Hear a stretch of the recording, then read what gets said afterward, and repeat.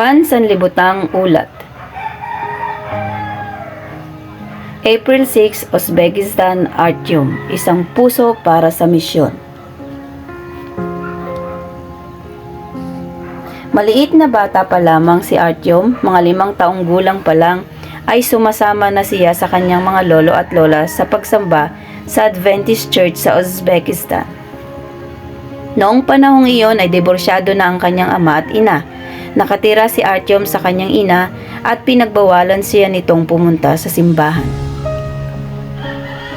Tulad ng maraming mga tao sa Uzbekistan at ibang bansa ng dating Soviet Union, ay itinuturing nila ang mga Adventista na isang sekta na kumalas sa Kristiyanong iglesia. Hindi na muling nakapasok sa loob ng Adventist Church si Artyom hanggang sumapit siya sa edad na 17. Kinausap si Artyom ng ama at sinabihan siya na malaki na siya at kailangan na niyang mabautismuhan. Pinag-aral ng Biblia si Artyom at pagkaraan ng 2 taon, ibinigay niya ang kanyang puso kay Jesus sa bautismo. Iniibig niya ang Diyos ng buong puso at tumutulong siya sa church sa pamamahala sa sound system equipment. Samantalang nag-asawa na muli ang kanyang ina at tumira sa kanya si Artyom kasama ang kanyang stepfather. Isang araw ng Huwebes, pinagbawalan siya ng kanyang stepfather na pumunta sa simbahan upang tumulong sa pamamahala ng sound system para sa music rehearsal. Wala ang kanyang ina ng oras na iyon. Hindi man ka maaaring umalis ngayon, ang wika ng stepfather. Subalit gusto ni Artyom na pumunta sa simbahan. Gusto niyang tumulong sa pamamahala ng sound equipment. Pupunta ako, ang tugon ni Artyom. Hindi ka pupunta, sagot naman ng stepfather. Pupunta ako, muling pangungulit ni Artyom. Hindi ka pupunta sa simbahan at huwag matigas ang iyong ulo. Galit na sagot ng stepfather. Lahat ay magiging maayos kung hihinto ka sa pagpunta sa simbahan. O maaari kang pumunta sa simbahan at dalhin mo ang iyong mga kagamitan at lumayas ka sa bahay na ito at huwag ka nang babalik pa kailanman. Kinuha ni Artyom ang kanyang mga kagamitan at umalis. Umiiyak siya habang patungo sa tahanan ng ama at lola. Tinanggap naman nila siya. Sa pagtira ni Artyom sa kanyang ama at lolo, ay lalo siyang napalapit sa Diyos dahil mas madalas siyang manalangin at magbasa ng Biblia. Espesyal siyang ikinilos ng banal na espiritu habang binabasa ang pangakong ibinigay ni Jesus sa Marcos 10:29 hanggang 30. Mababasa sa talata ang Sinabi ni Jesus, "Katotohanan ang sinasabi ko sa inyo, walang taong nag-iwan ng bahay o mga kapatid na lalaki o mga kapatid na babae o ina o ama o mga anak o mga bukid dahil sa akin at dahil sa magandang balita. Ang hindi makakatanggap ng 100 ulit ngayon sa panahong ito ng mga bahay at mga kapatid na lalaki, mga kapatid na babae, mga ina at mga anak at mga bukid na may mga pag-uuksig at sa darating na panahon ay walang hanggang buhay."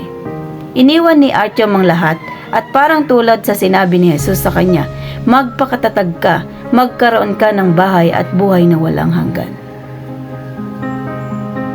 Ang kapayapaang tinatamasan niya sa bagong tahanan ay naputol nang huminto sa pagpunta sa iglesia ang ama at nagsimulang maglasing. Isang Sabath, nagtatrabaho ang kanyang ama. Gumagawa siya ng mga furniture upang ibenta. Inutusan ng ama si Artyom na tulungan siya sa pagtatrabaho. Tumanggi si Artyom. "Gawin natin ito sa ibang araw," sabi ni Artyom. Nagalit ang tatay at pinalaya siya sa kanyang bahay. "Umalis ka rito," ang wika ng ama.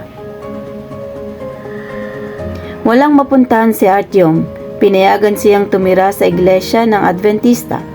Lumipas ang mga buwan, inanyayahan siya ng ina at stepfather na bumalik sa kanilang bahay.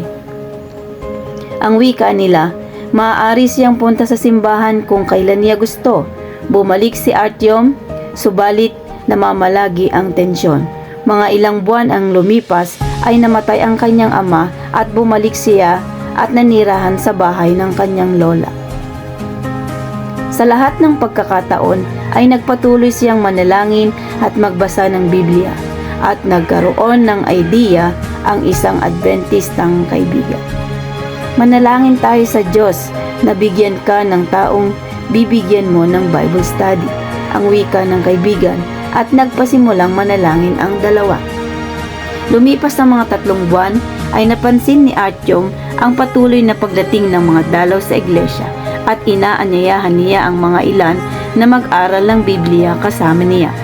Hindi nagtagal ay nakabuo siya ng isang maliit na care group. Habang nag-aaral sila, lumalago sa puso ni Artyom ang pagnanais na maging isang misyonero. Narinig niya ang tungkol sa Global Mission Pioneers, mga taong nagbabahagi ng ebanghelyo sa kanilang sariling kultura. Nanalangin siyang maging isang Global Mission Pioneer.